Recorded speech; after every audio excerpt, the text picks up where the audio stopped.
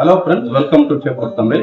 நான் chef John. இந்த வீடியோல நம்ம என்ன பார்க்க போறோம்னா வெஜிடபிள் கறி கிரீமி ஸ்டைல்ல எப்படி செய்யறதுன்னு பார்க்கலாம். நார்த் இந்தியன் ஸ்டைல் நம்ம பண்ணிருக்கோம். அதை நீங்க உங்க வீட்டுல ட்ரை பண்ணி பாருங்க. உங்களுக்கு எப்படி வந்துச்சுன்னு கமெண்ட் செக்ஷன்ல கண்டிப்பா சொல்லுங்க மறக்காம. இப்போ வாங்க நம்ம வீடியோக்குள்ள போலாம். அந்த சப்ஜியை எப்படி செய்யறதுன்னு பார்க்கலாம்.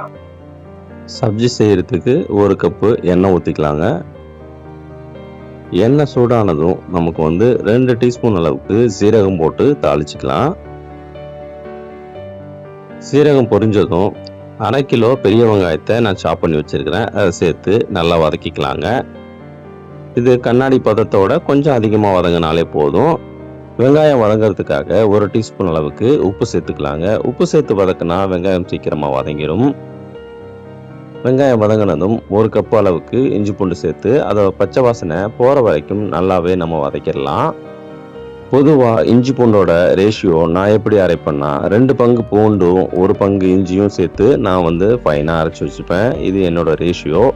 நீங்களும் இதை ஃபாலோ பண்ணிக்கோங்க. உங்களுக்கு கறி வைக்கிறதுக்கெலாம் இது கொஞ்சம் கரெக்டாக இருக்கும். இஞ்சி பூண்டோட பச்சை வாசனை போயிடுச்சு. சுத்தமாக நம்ம வதக்கியாச்சு. இந்த சமயத்தில் நம்ம மசாலா சேர்த்துக்கலாம். 1 டீஸ்பூன் அளவுக்கு நான் சில்லி பவுடர் சேர்த்துருக்குறேன். 2 டீஸ்பூன் மல்லித்தூள் சேர்த்துருக்குறேன். கரம் மசாலா 1 டீஸ்பூன் சேர்த்துருக்குறேன்.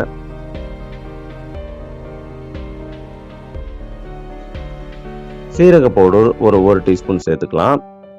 சேர்த்து எல்லா மசாலாவையும் நல்லா வதக்கிடலாங்க. அதுக்கப்புறமா 1/2 கிலோ தக்காளியை நான் மிக்சியில் போட்டு ஃபைன் பேஸ்ட்டாக அரைச்சி வச்சுக்கிட்டேன். இதை நம்ம ஆட் பண்ணிக்கலாம்.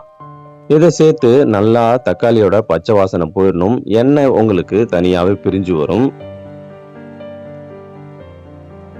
இது கூடவே ஒரு 1/2 டீஸ்பூன் அளவுக்கு மஞ்சள்தூள் சேர்த்து நல்லா வதக்கிக்கலாங்க.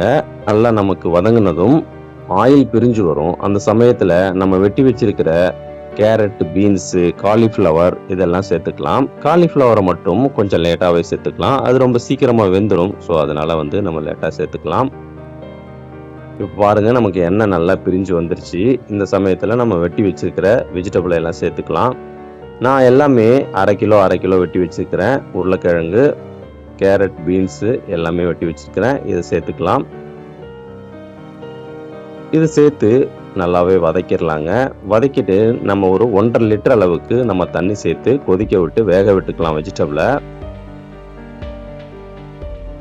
வெஜிடபிள் நமக்கு 20 நிமிஷம் ஆச்சு வேகிறதுக்கு. நல்லா மிக்ஸ் பண்ணி விட்டுடலாம். ஒரு 15 நிமிஷம் கொதிச்சிட்ட பிறகு ஒரு 3/4 பாகம் வெஜிடபிள் வெந்திருக்கும். அந்த சமயத்தில் நம்ம காலிஃப்ளவரை நம்ம ஆட் பண்ணிக்கலாம். காலிஃப்ளவரை முன்னாடி சேர்த்தோம்னா உடைஞ்சிரும். இந்த டைமில் நம்ம காலிஃப்ளவரை ஆட் பண்ணி ஒரு 10 நிமிஷம் நம்ம வேக விட்டுக்கலாம்.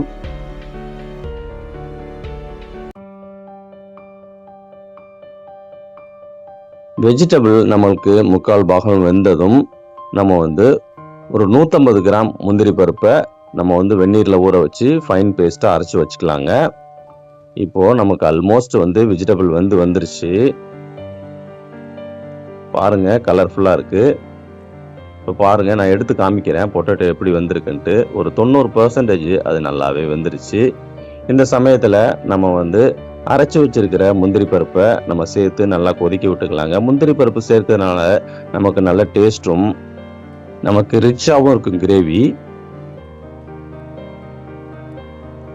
இது சேர்த்த பிறகு கிரேவி கொஞ்சம் திக்னஸ் ஆகும். பச்சை மிளகாய் ஒரு 3 மிளகாவை 2ஆ கீறி போட்டுக்கலாங்க.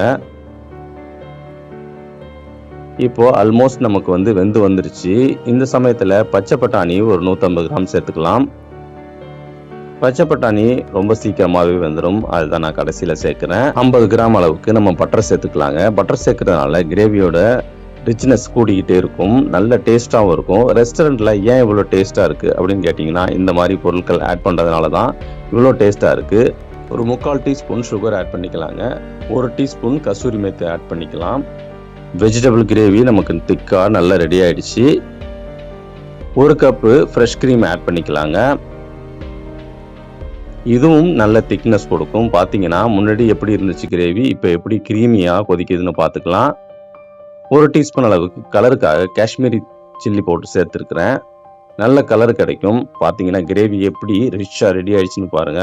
வாசனைக்காக கொத்தமல்லி, வெட்டின கொத்தமல்லியே நான் ஒரு பிடி சேர்த்துக்கிறேங்க. நமக்கு சூப்பர்வா ரெடி ஆயிடுச்சு. இந்த கிரேவியை நீங்க ரொட்டி, நான், புல்கா, சப்பாத்தி, இட்லி, தோசை, இடியாப்பம் இது எல்லாத்துக்குமே சூட் ஆகும் உங்களுக்கு. ஆல்மோஸ்ட் சூப்பரா ரெடி ஆயிடுச்சுங்க. திக்கா நார்த் இந்தியன் ஸ்டைல்ல நமக்கு ரெடி பண்ணிட்டோம்.